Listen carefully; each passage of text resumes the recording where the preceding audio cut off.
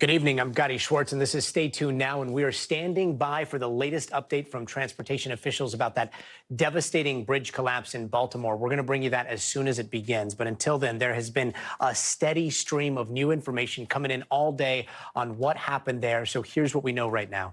2 victims were pulled out of the water today by divers, their bodies trapped in a truck 25 feet underwater. Police have identified them as 35-year-old Alejandro Hernandez Fuentes and 26-year-old Dolian Castillo Cabrera.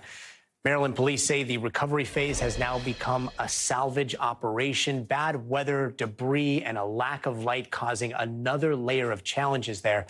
NBC's Tom Yamas spoke to the FBI agent in charge of coordinating the dive teams. Take a listen. How dark is it down there? So for a human, like you're going to see it's going to be stirred up bottom. It's pretty much going to be black water. So you're not going to see any light. Lights actually aren't going to help because of all the particulates in the water. They're going to be just kind of reflected back at you. Sonar is going to come up as a clear image, though. So you can so the divers essentially can't see anything? No, divers won't be able to see anything. They're going to work by feel with their hands once they get on a target. Meanwhile, investigators now have their hands on the data recorder from the cargo ship, which will hopefully help them figure out what caused that crash. They're also looking into whether contaminated fuel might have played a role at all. NBC News' correspondent George Solis joins us now from Baltimore. George, thank you so much for being with us. We're waiting for the NTSB to give us an update any minute now.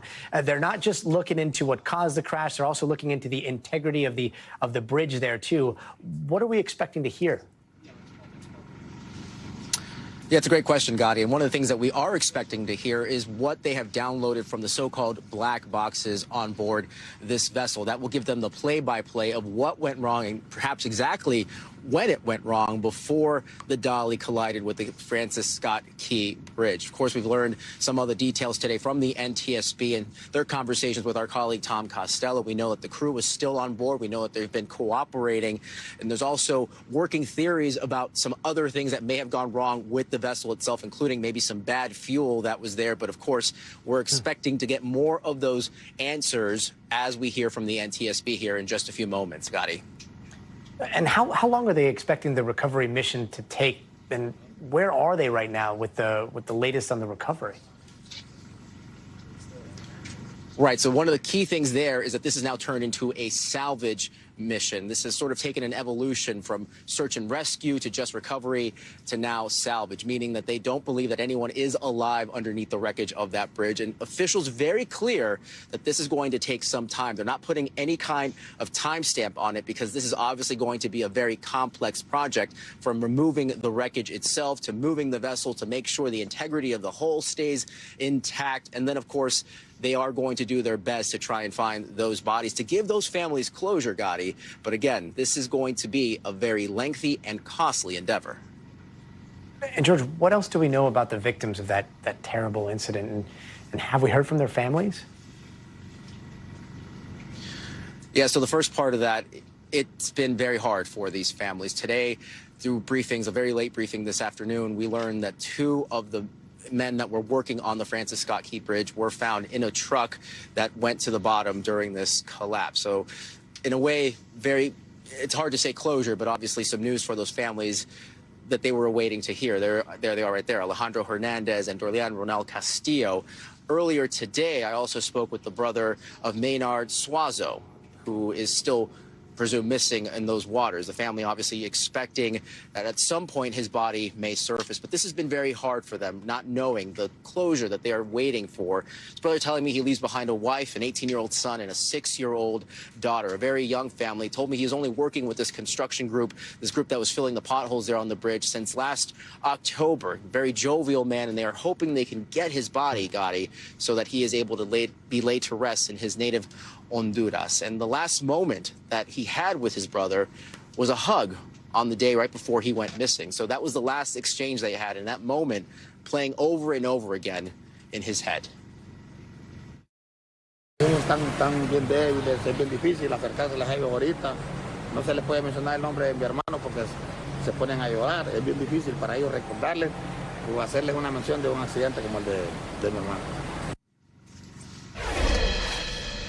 Yeah, just to recap that really briefly, what he said there was that it's really hard for the family to hear his name right now because it's just that much of an emotional impact. Again, for them right now, it is just about closure. They realize that any hope of him being alive is long past, but the hope that they are able to get his body, Gadi, so that it's closure for not just the wife, but the young son and daughter, so that they find a little bit of peace in this horrific tragedy. Yeah, so heartbreaking. George, do we know about their final moments? I know that they were there filling potholes, but do we know where they were on the bridge and what may have happened when that cargo ship struck? Yeah, so we believe they were in the middle span of the bridge when it collapsed. And in some of the videos that we have seen, we can see some of the vehicles that were sort of placed there at the time. And we've already learned that there was that Mayday call, that crucial Mayday call that prevented more cars and more people from being at the bridge at the time of its collapse. We are also hearing reports that there were attempts to warn this crew to get out of harm's way as this bridge was vessel was approaching closer and closer. But obviously, that's all going to be more into this investigation of how this all played out in the timing, which is why it's so crucial for the NTSB to get a hold of those contents of that, again, so-called black box. So again, we'll really get that dissect time, that that play-by-play, if you will, of when this all really went wrong. Yeah, so much of what we know is from the video that we're playing right now. When you see that bridge come down, happening almost as if it was in slow motion, and yet we know that what happened relatively quickly. So I can't imagine what it would have been like to be on that bridge. George Solis, thank you so much for all of that. And we're keeping an eye on that press conference that you see on the bottom of your screen. We're going to bring you that as soon as it happens. The Key Bridge and the Port of Baltimore, they both play such an important, such a crucial role in the U.S. supply chain. The bridge is now destroyed. The port closed off indefinitely. There is a choke point, obviously, right where that bridge is. And Baltimore's port is the 9th busiest in the country. Just last year, it handled over $80 billion in international cargo. It's also the closest East Coast port to the Midwest, and on top, and the top U.S. port that handles farming and machinery and cars. And the Key Bridge, it's indispensable for the people in Baltimore and along the coast. In fact, I think we're going to hear from the NTSB now. That press conference is about to start, so if we can pull them up there, we'll take them live. Into the accident involving the Francis Scott Key Bridge yesterday and the NTSB investigation, and with her will be the investigator in charge, Marcel, M-A-R-C-E-L, Muse, M-U-I-S-E. She'll then take your questions.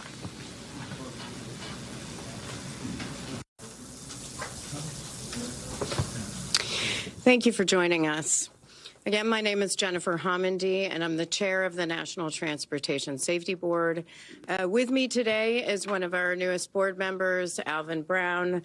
Member Alvin Brown this is his training launch, and we have our investigator in charge, who we call the IIC, Marcel Muse. As I mentioned, we arrived on scene yesterday at about 6 a.m., but the team came in from across the country throughout the day. It was really a day to get our bearings. We set up our family assistance program and also began to develop our investigative plan and request documents that we need in order to conduct our investigation. Today is really the first full investigative day on scene. We were able to board the vessel. I boarded the vessel around noon, along with our marine safety team and our highway safety team, and I can talk about that in just a bit. But I want to take a moment before I discuss our some of the factual information we've been able to identify and speak to the families. On behalf of the National Transportation Safety Board, I just want to extend our deepest condolences. You are in our thoughts and prayers as the days, months, years ahead go forward. Certainly, we are focused on you. Our entire mission is to save lives, and our aim is to prevent this from reoccurring. And we are so very sorry for all that you are going through. It's unimaginable, and truly, we think about you throughout this investigation. So as I mentioned yesterday, for those who may not be familiar, the National Transportation Safety Board is an independent federal agency. We are charged by Congress with investigating every civil aviation accident in the United States and significant events in all modes of transportation. That includes bridge collapses, and it includes marine accidents and incidents. Our mission is to determine why something happened, how it happened, and to prevent it from reoccurring, again, to save lives. I want to talk a little bit about how we conduct an investigation, but I think it's really important for folks to understand that we will not analyze any of the information we are collecting. We will not provide any sort of findings, conclusions, or any safety recommendations while on scene. Our entire focus on scene is to collect the perishable evidence. That's documenting the scene, it's taking photographs, it's taking any sort of electronics or components, whatever goes away once the scene is cleaned up.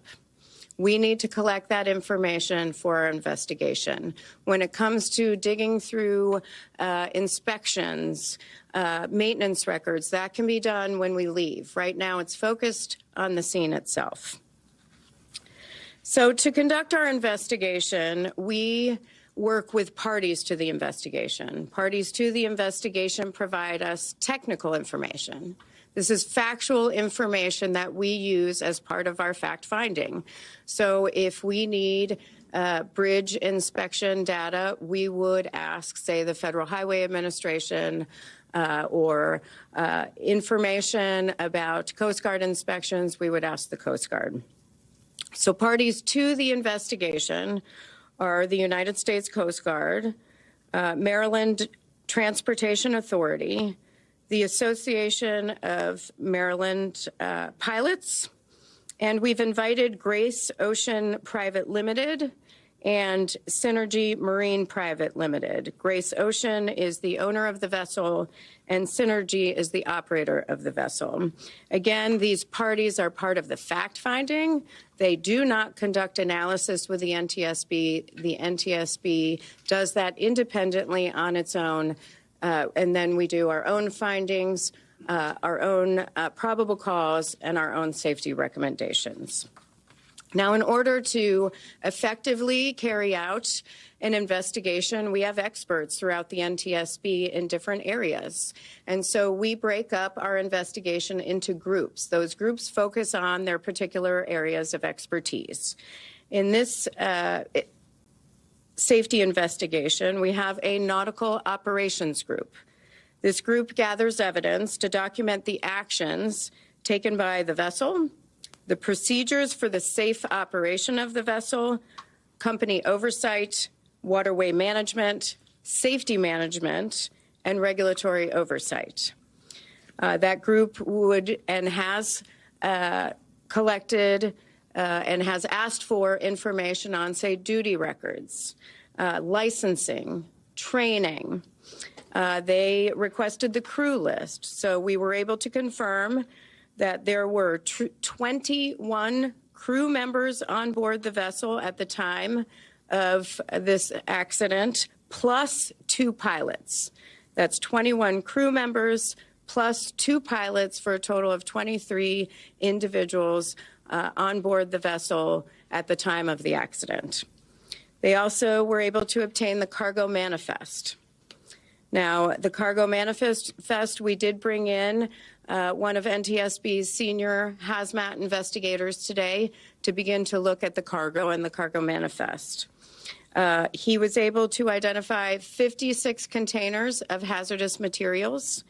That's 764 tons of hazardous materials, mostly corrosives, flammables, and some miscellaneous hazardous materials, Class 9 hazardous materials, which would include lithium-ion batteries. Some of the hazmat containers were breached. We have seen sheen on the waterway. The federal, state, and local authorities are aware of that, and they will be in charge of addressing those issues. But the NTSB, as part of our safety investigation, documents that type of release, documents the damage, and documents the type of materials involved as part of our investigation. We also have an engineering group which gathers evidence to document the design and operation of engineering systems, including the vessel propulsion, steering, and power.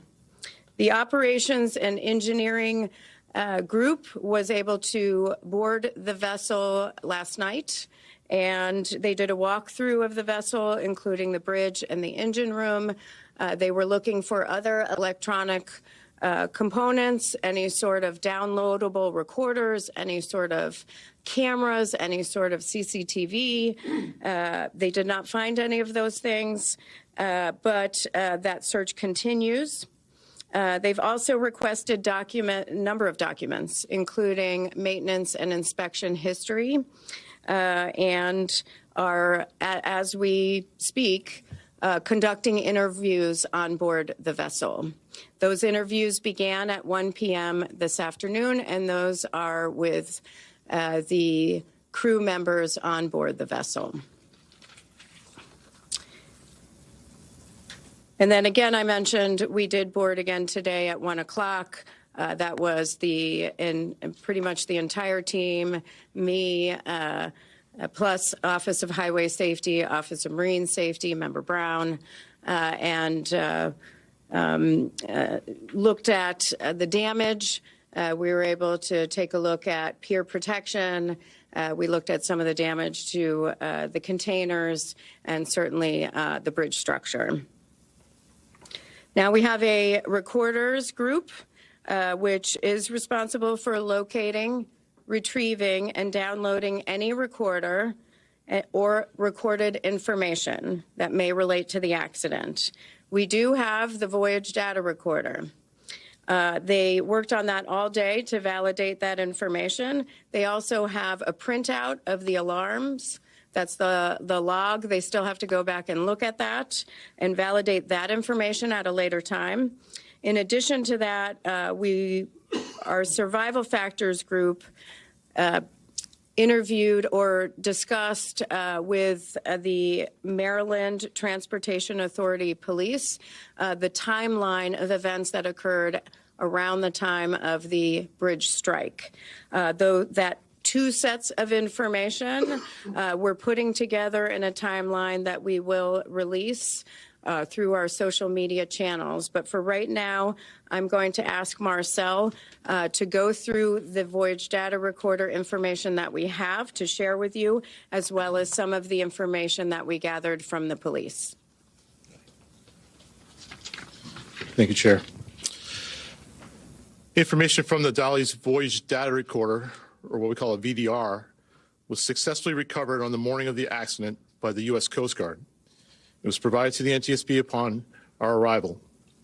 Approximately 6 hours of VDR data was provided to the NTSB. The recording included the time period from midnight to 6 a.m. By regulation, the VDR is required to record 30 days of history, and the NTSB is continuing to obtain more data. The times expressed below, as recorded by the VDR and converted to local Eastern Daylight Time. All information is preliminary and subject to final validation. The VDR data is comprised of audio from the ship's bridge, as well as recordings from the ship's VHF or very high frequency radios. The quality of that audio varies widely because of the high levels of background noise and alarms. Additional analysis will be performed at the NTSB's lab to filter out the audio and improve its quality. Additionally, the VDR recorded limited sensor data. An example of that data recorded includes the ship's speed, engine RPM, ship's heading, and rudder angle, as well as some alarm information. NTSB engineers are working to identify and validate all of that data. The VDR recorded the ship's departure from Seagirt Marine Terminal at approximately 12:39. It recorded the ship's transit outbound in the Fort McHenry Channel and the striking of the Francis Scott Key Bridge. By 1:07, the ship had entered the channel, and by 1:24, the ship was underway on a true heading of approximately 141 in the Fort McHenry Channel at a speed of over ground of approximately 8 knots, or 9.2 miles per hour. At 01:24 and 59 seconds, numerous audible alarms were recorded on the ship's bridge audio. About the same time, VDR sensor data ceased recording. However, the VDR audio continued to record using the redundant power source. At around 01:26 and 2 seconds, the VDR resumed recording sensor data, and during this time there were steering commands and rudder orders recorded on the audio. At around 01:26 and 39 seconds, the ship's pilot made a general VHF radio call for tugs in the vicinity to assist. About this time, the Pilot Association dispatcher phoned the MDTA duty officer regarding the blackout. Around 01:27 and 4 seconds, the pilot ordered the Dali to drop the port anchor and ordered additional steering commands. Around 1:27 and 25 seconds, the pilot issued a radio call over the VHF radio, reporting that the Dali had lost all power and was approaching the bridge. Around this time, MDTA data shows the following also occurred. Their duty officer radioed 2 of their units that were already on scene due to construction on the bridge, 1 on each side of the bridge, and ordered them to close traffic on the bridge. All lanes were then shut down by MDTA. Around 01:29, the ship's speed over ground was recorded at just under 7 knots, or 8 miles per hour. From this moment until approximately 1:29 and 33 seconds, the VDR audio recorded sounds consistent with the collision of the bridge. Additionally, around this time, MDTA dash cameras show the bridge lights extinguishing. Additional analysis of the VDR audio and comparison with other time sources will be needed to determine the exact time of contact between the Dali and the bridge. At 1:29 and 39 seconds, the pilot reported the bridge down over the VHF radio to the Coast Guard. The NTSB will later convene a group of technical experts to review the entire VDR recording and develop a detailed transcript of the dialogue and the event alarms as recorded. A few areas that I just want to clarify. The data that we received from the Coast Guard, which was they were able to obtain on the bridge by downloading the information from the VDR from midnight to 6 a.m. That's a standard time frame. They provide that immediately, so we can see that a time frame around when the accident or incident occurred, knowing that we can go back and get the rest. That there should be 30 days there. So this is the immediate information that they give us, but it's not. I don't want anyone to think anything was being held back. That's very standard information. I do want to thank the Coast Guard for that because that was pretty immediate. It was done right away, and then they provided us with a thumb drive that we were able to evaluate back at our lab at headquarters.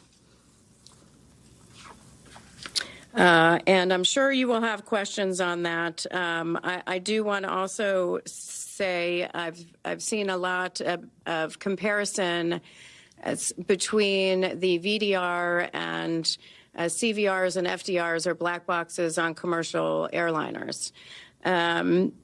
This is really a basic system. An FDR would give you 1,000 parameters. That's not this.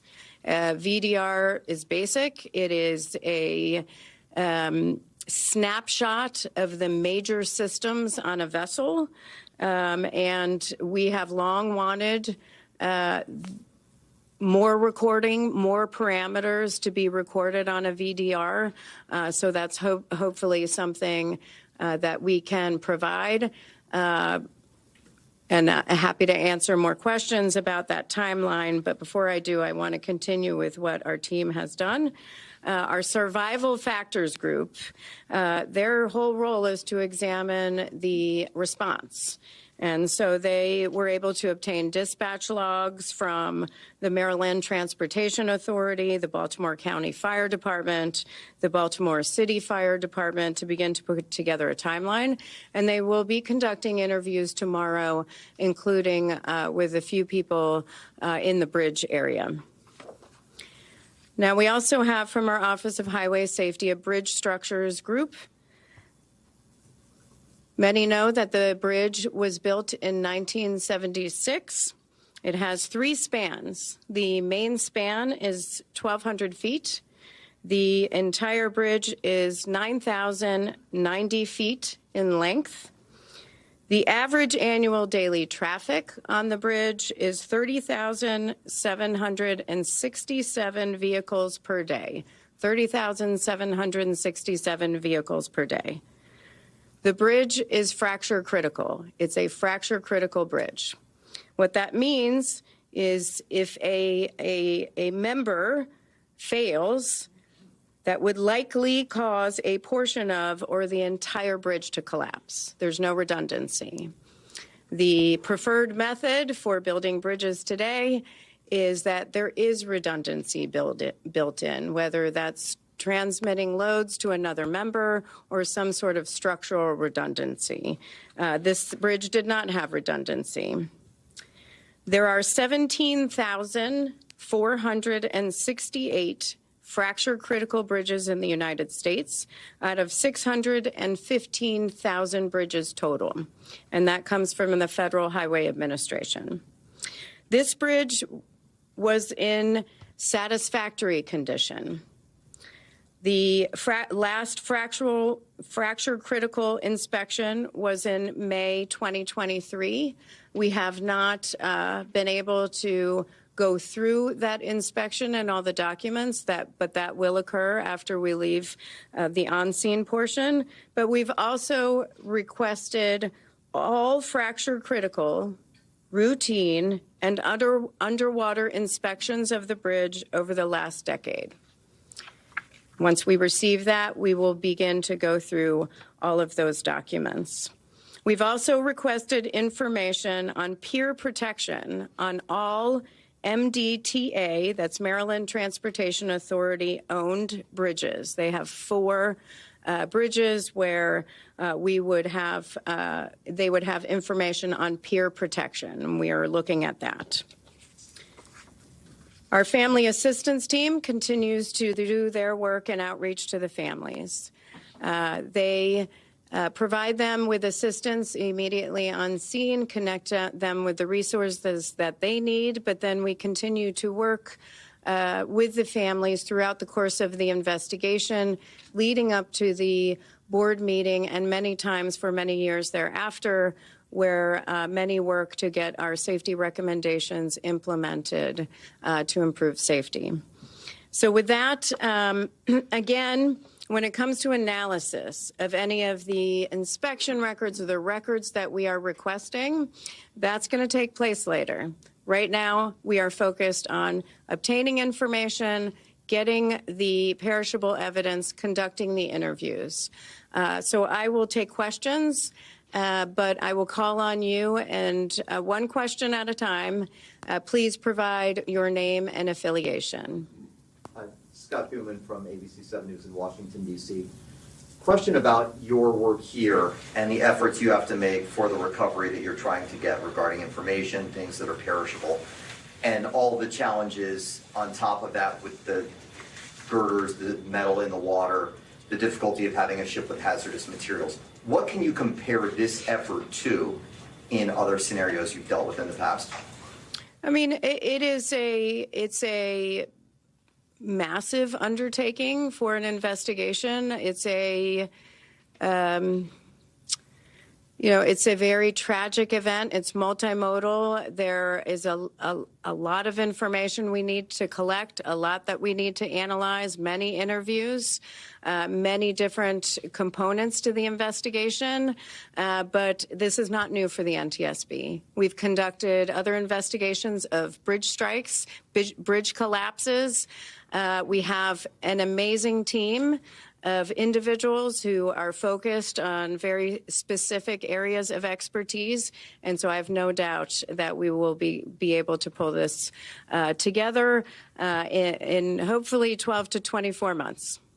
With that said, we will not hesitate again to issue urgent safety recommendations before that time if we need to. Pete.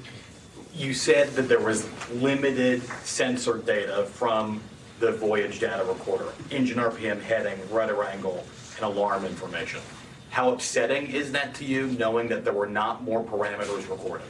So this is a newer, the question is the parameters on the VDR and the limited information that voyage data recorders provide.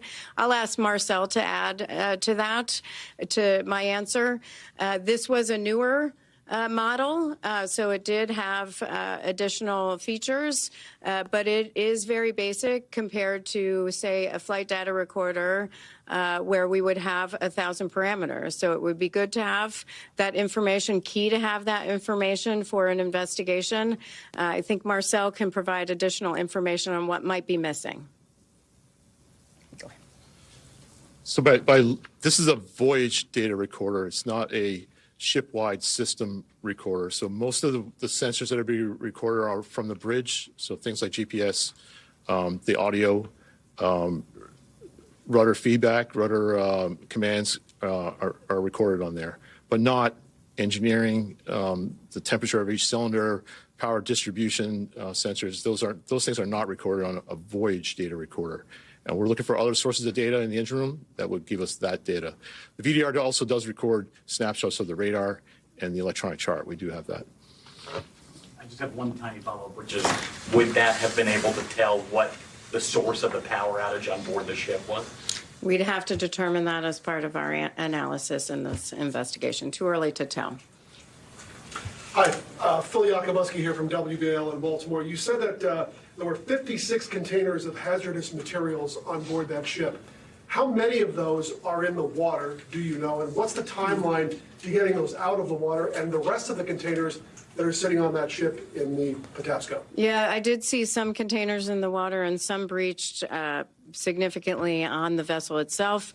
I don't have an exact number, but it's something that we can provide in an update, and certainly in our preliminary report, which should be out in 2 to 4 weeks. The timeline to getting those out of the water? That is not something that the NTSB does as part of our safety investigation, but that is something that I would refer to the federal, state, and local authorities. Yeah. May I follow on that question, and particularly on our WTOP?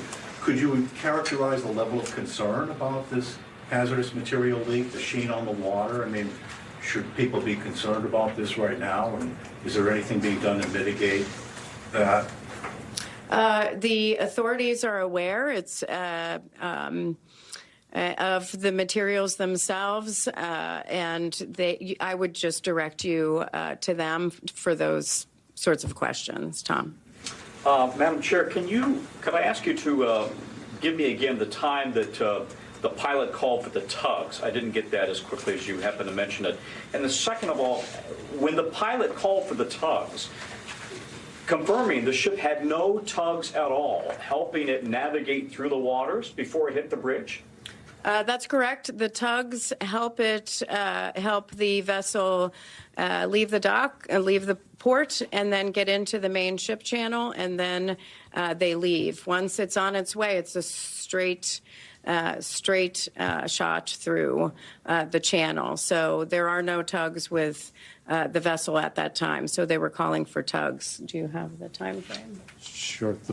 The pilot made that call at 1:26 and 39 seconds, according to the VTR. Thank you. Yes. Hey, Danny Buan from the Washington Post. Two things. One, can you update us on the status of the ship workers? What's the food and water situation like, and how long can they expect to be there? And then two, did the ship have signs of power problems before the Mayday call?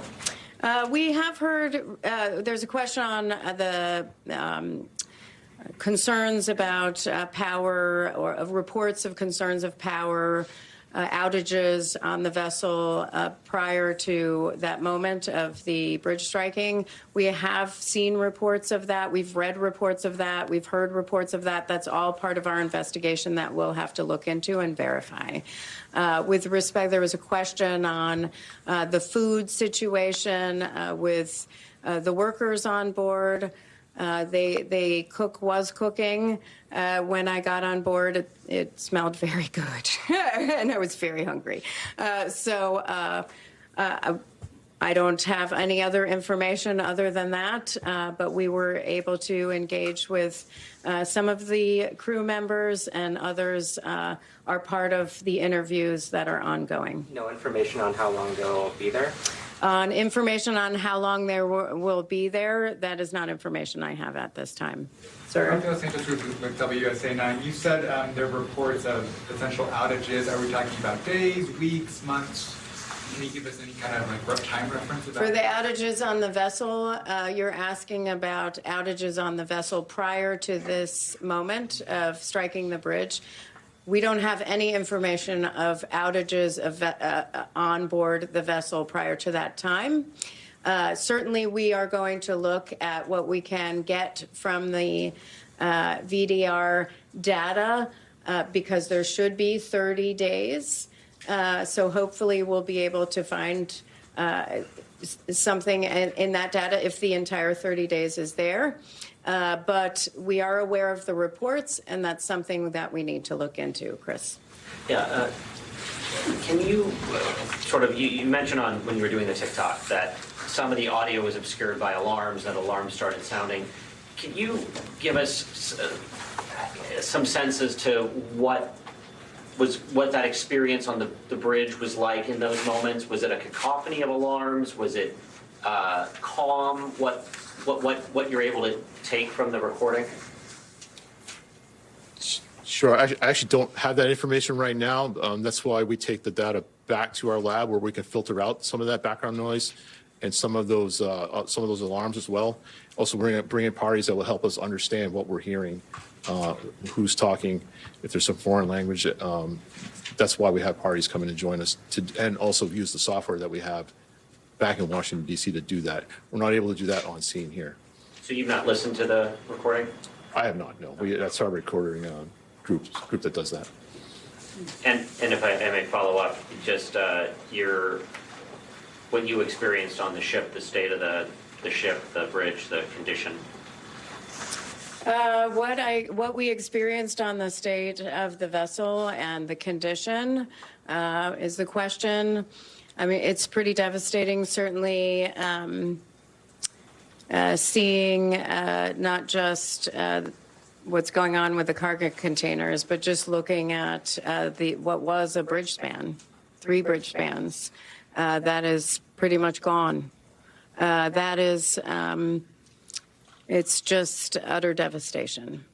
And when I look at something like that, I am thinking not about the container ships that are coming through, not about traffic getting back up and running on the bridge. I'm thinking about the families who've lost loved ones and the families who are waiting to reunite with loved ones and what they must be going through. On the alarm information, just to add to that, we have the logs, and we'll go through that. But when we provide the transcript, a lot more will be on the transcript, which we will read out during the course of the investigation. Tom? Have you spoken to the pilot at this point? The question is, have we spoken with the pilot? There were 2 pilots on board at the time, and those interviews are scheduled for tomorrow. And have you spoken to the ship's captain? One of those interviews occurred today, along with the mate, and chief engineer and one of the other engineers. I don't have a readout of those types of those interviews because they are currently ongoing, and our team was still on the vessel when I came to the press conference. So, ma'am. Kristen Griffith with the Baltimore Banner. I know you said you guys aren't in the analysis phase yet, but can you at least say if you're considering whether the cause of the power loss to the vessel has to do with contaminated diesel fuel? The question is on reports in the media about contamination in the fuel. As part of any investigation by the NTSB, we look at the fuel system. We collect a sample of the fuel. In this particular situation, it would be marine diesel fuel, but we still have to do that. That sample will be taken, and we will analyze the quality, any sort of contaminants. We'll look at viscosity. That'll be part of our investigation. Thank you. Yep. Kelsey with WJZ here in Baltimore. How quickly was the crew in touch with authorities? On the timeline? And the question is how quickly the crew was in touch with authorities. You have the time. The call went out from the crew about the bridge being down at 1:29 and 39 seconds. And we have the bridge fall about 1:29 and 0 seconds. Something was wrong. Our first indication of a problem was when the pilot called for tugs. Okay. So that was at 01. I'm sorry. Hold on. At 01, 26 and 39 seconds is when the pilot called for tugs. That would be the indication. That's the indication of the first sign of needing help. How long was that after the VDR stopped recording? That was 1:26, I think it's something. 1:24 and 59 seconds. Thank you. Was there any controllability left in the boat after these alarms went off? And I mean, was there any hope, I guess is kind of the question, that they could steer this ship back onto the lane? Or was it out of control? Well, first of all, we've seen the recordings. We have data which is consistent with a power outage. However, we don't have information, factual information, that can confirm that power outage. So we aren't there yet. That's why we're looking for more information on the ship. Yep. You have a video that pretty much shows everything that happened in this crash. How helpful is the video that shows what happened? Yeah, so the video, the question is how helpful the video is that we've seen circulating of the bridge strike. Certainly it is helpful, but the NTSB has to focus on data that we are able to validate as part of our investigation. The public, the world, relies on us to be independent, thorough, fact-based, and it is meticulous work. But because we do that, we get to the right solutions as part of our investigation. We are very careful not to jump to conclusions, to speculate, and so it's helpful to have. But what's really helpful is the information that we are able to validate, and that takes time. And that will lead us to the findings, probable cause, and safety recommendations that we'll issue. Yes. Kyrie Stewart, WBAL. Can you tell me exactly the kinds of hazardous material that were in the containers that were breached and how much spilled, approximately how much of that has been spilled into the waterway? The question is the types of hazardous materials that were breached. The information I have right now of the containers of hazardous materials. The total of 56 containers were those contents. On what was in the actual breached containers, we'll have to provide you more information on that. But in total, it was a number of corrosives, a number of flammable materials, and we have some miscellaneous. They fall under what is Class 9, which is miscellaneous hazardous materials, which is where the lithium-ion batteries would be. How big the spill is? How big that, approximately how much is in the waterway right now? The question is how much would be in the waterway, how big the spill would be. First of all, we have to get to some of those containers. It's a pretty dangerous situation in that area, and we can't go in there. I doubt any other federal authorities right now could go to see how much is left in the containers themselves. Last question. Beatrice Peterson, ABC News. I'm just curious, has the ship regained power, and if the bridge wasn't destroyed, would the ship be able to move? That's a lot of assumptions. For the NTSB, we don't speculate. We don't make assumptions on the what ifs.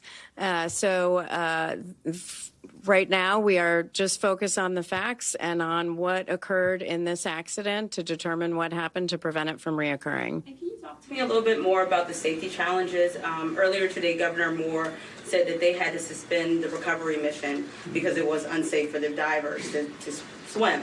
I was just wondering, are there any other challenges you guys are facing outside of the hazardous materials? The question is on the challenges for our team.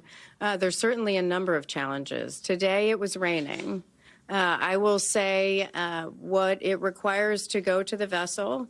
The MDTA police took us on a smaller vessel out to the container ship, and we are going up a Jacob's ladder outside of the vessel, all of us. Once we get up there is a lot to traverse. It's raining. It's slippery. Of course, we have the hazardous materials. We have containers that are open. We certainly have structural damage everywhere. So we have to make sure that we have our safety gear, that we are focused on holding both handrails at the same time, and being safe in wet conditions, and it's cold. That can be very difficult, and so safety is a top priority. Certainly for us, it's a value for the NTSB, but it is very difficult. And I'll say, just being out there when the Baltimore City and Baltimore County Police today, who were doing a lot of the work on the recovery mission. I mean, it's cold. It's cold water. It's raining, and you have current and all sorts of waterway challenges. So it can be very dangerous. But listen, everybody is focused on the right thing, which is reuniting families with their loved ones. That has to be our main focus. Everything else in the investigation can wait. Certainly, we are doing what we can do, but that is everyone's focus right now. Thank you so much. Does the ship have power right now?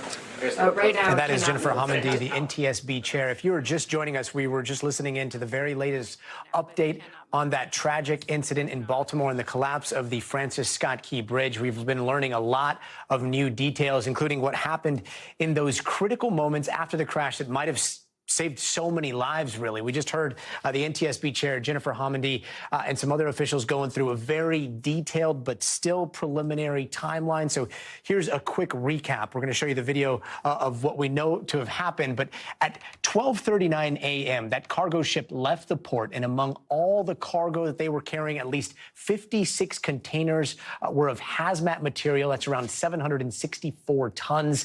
Then around 1:24, that cargo ship was in the channel. It was headed towards the bridge at about 9.2 miles an hour. Right around then, it was about 2 minutes there that there was some sort of gap in sensor data. Then 1:26, recordings pick up again, starting to show alarms going off, calls for help, calls for tugboats to come in. Then at 1:27 a.m., there was an emergency order from the pilot for the port side anchor to be dropped, then a call out that they had lost all power and they were approaching the bridge. That kind of corresponds there with the video that you see where the lights go off. Very quickly after that, all lanes were closed on the bridge. The ship still going about 9 miles an hour. Then at 1:29 is what you're looking at right there. That's when the ship began to crash into the bridge. Then seconds later, the bridge collapsing with emergency crews already on their way. We've also learned that the crew of 21 and 2 pilots were on board. They may still be on board, all of them, if not many of them. The NTSB has been interviewing those crew members still on the ship throughout the day. They will continue to do so for the next few days. So that ship is still, from what we can it appears to be seaworthy. As for the bridge, the history, they are looking into that. We know it was listed in satisfactory condition, had its last inspection back in 2023. All of that is still under review. NBC News correspondent George Solis is in Baltimore right now. He was monitoring that press conference as well. So let's bring in George. George, you were listening in there. What struck you about what we just heard from the NTSB? Yeah, Gadi, basically that this is still a very much a fact-finding mission for the NTSB. They are obviously retrieving a lot of information. They are not analyzing any of it because for now it is just about documenting, taking photos, basically getting all of those components together for that's what's going to be essentially a very comprehensive report. There will be a preliminary report, which is very standard with the NTSB, in a couple of weeks. I believe the chair, noting about 2 to 4 weeks for that initial preliminary report. But we also learned that the U.S. Coast Guard, obviously very instrumental in providing that 6 hours of that voyage data recorder information, which is very standard as well. But also reminding the public that that information, while it's been described as a black box, it's still very preliminary information. You're not getting every little bit of detail of what was going on at the ship at the time, which again, this is why they're saying that for them right now, this is still fact-finding only. They're not going to analyze. They're not going to speculate. They even, as they watch the video, that video of the ship losing power, they still don't have that evidence to indicate what may have led to that power failure. You heard the chair, Hamidi, saying that she was on the vessel today as well, looking at things and talking to crew members. So obviously, still a lot to unpack here. So this is obviously going to take a lot of time. Some of those interviews with the people on board are still going to have to take place. So we're still looking at a very long and comprehensive investigation, let alone trying to figure out how to reopen that channel so that those vessels can go through the port of Baltimore, which, of course, is a big component and why there's so much urgency on finding out what went wrong, Gadi. And George, there's something that it's difficult to really appreciate when you're watching it on the screen there. But when we see that collapse, and I just want to double check this with you, it says that the clearance of that bridge is about 185 feet. You can see how massive that cargo ship is, how massive the bridge is. 185 feet is something like 17 stories. So we know that 2 of the members of the road crew survived. That means that they survived possibly a 17-story drop into the water. Is that about accurate? It certainly appears that way, but of course there might be some other variables on where they were exactly, whether they were in a vehicle at the time. These are some components, obviously, that we don't have all of the pieces. One thing also of note from that briefing there is obviously the lack of redundancies for a bridge. This was built back in the late 70s. It's been around for about 50 years, so it's not the oldest bridge in the country by a long stretch, but obviously there were some things that could be done to improve the safety and the structural integrity, as there are some bridges now that are designed to essentially try to prevent something like this from occurring. So obviously they're going to be looking, as you mentioned, there were no reported issues with the bridge as it was, but obviously they're going to be looking very comprehensively at the history of this bridge and, of course, analyzing if anything really could have been done. But as we've heard from the officials, just given the impact, given where it was hit, how it was hit, there really doesn't seem that there was much that could have been done to prevent it from collapsing like this, Gadi. Yeah, another striking moment is when the NTSB chair said that not only did this bridge not have redundancies, but there were thousands of others across the country that also do not have redundancies. They were also talking about the amount of hazmat material on board that cargo ship that may possibly be in the water. How does that complicate the salvage operation there? Yeah, it's definitely going to throw a monkey wrench in how they proceed moving forward. There was, as I recall hearing from the press conference, 56 containers, 764 tons of hazardous material. One thing that was noted is that there was some breach of some of these containers, so there was some notable sheen in the water. Now, whether or not that prevented some of the divers from actually going into the water remains to be seen, but some of those containers are in the water, so that is going to have to be dealt with in due time as they obviously try to carefully remove these spans from the water, from the vessel itself. And now you're talking about removing these cargo containers, which of course are very, very heavy in themselves. So that is obviously going to complicate things even further in this urgency to reopen the channel, Gadi. George Solis out there in Baltimore on a very cold, very tragic night. Thank you so much for joining us. And let's turn now to CNBC's global supply chain reporter, Lorianne LaRocco. She joins us now. Lori, I'm sure you were just watching this as well. One of the things that was asked was how long this was going to take to possibly get cargo ships back through that area. The NTSB chair saying, look, right now I'm just worried about making sure that the families have the closure and the answers that they need. And yet this bridge, this choke point, this port plays such an important role in the supply chain here in the United States. How badly is this expected to hurt the U.S. supply chain? It really depends in terms, Gadi, what exactly is being transferred. So we know that the auto industry is definitely going to feel a pinch here. And the reason why is that this is the #1 port in terms of the import and export of automobiles for our nation. And so this industry works on just in time.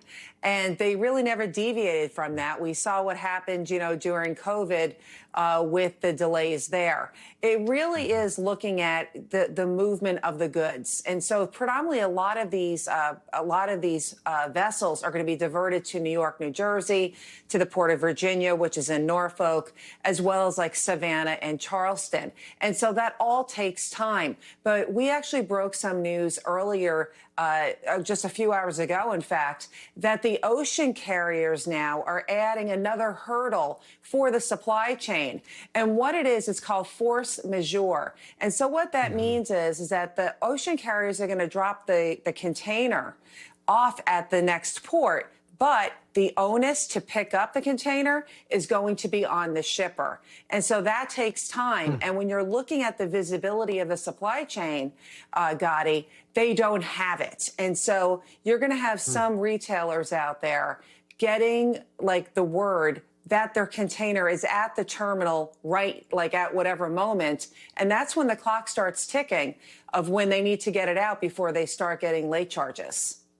And it's one of those things where, one small thing can have such a ripple effect. It sounds like there are something like 10 to possibly 12 ships that are still near the port or before the bridge where it collapsed and are effectively stuck. I imagine they will be turning back, possibly offloading at the port there, even though the port and the thousands of jobs there are kind of in question right now. But when it comes to the next 2 weeks, 3 weeks, 4 weeks, how long is it going to take to kind of reroute a lot of the traffic that was possibly going to be going in and out of that port there? Well, what we have seen, especially just recently with the Red Sea diversions, that trade is nimble. And the good news, if you want to talk about this situation versus, say, the Suez when the Evergreen got blocked, that was only one way in and one way out. And so that had devastating consequences for the supply chain. Here, you have a multitude of choices. And so you already have vessels turning around. And so the vessels that are anchored outside of the port right now, they're waiting to see if it's like a gamble. Do we wait? Like, how long will it take for the area to be reopened versus, you know, turning on the jet, so to speak, and then going to another port? But, you know, time is money when it comes to trade. A container at rest is not making money, and they need to start making money. So we're going to start seeing in the coming days in terms of these vessel diversions. And I've been told that it's probably going to take about a month for the rejiggering, if you will, of these containers to get to the final destination. Lori Ann LaRocco, we appreciate you so much tonight. Thank you for joining us. And that supply chain issue is going to be one that we are watching for several days after this. But it is important to note that the NTSB chair said it tonight. They said that, look, we can talk about that on another day. Today is still about making sure that those families get some closure. Lori, thanks so much for joining us. And that does it for us tonight. Thank you so much for joining us. We'll see you tomorrow. But until then, stay tuned now.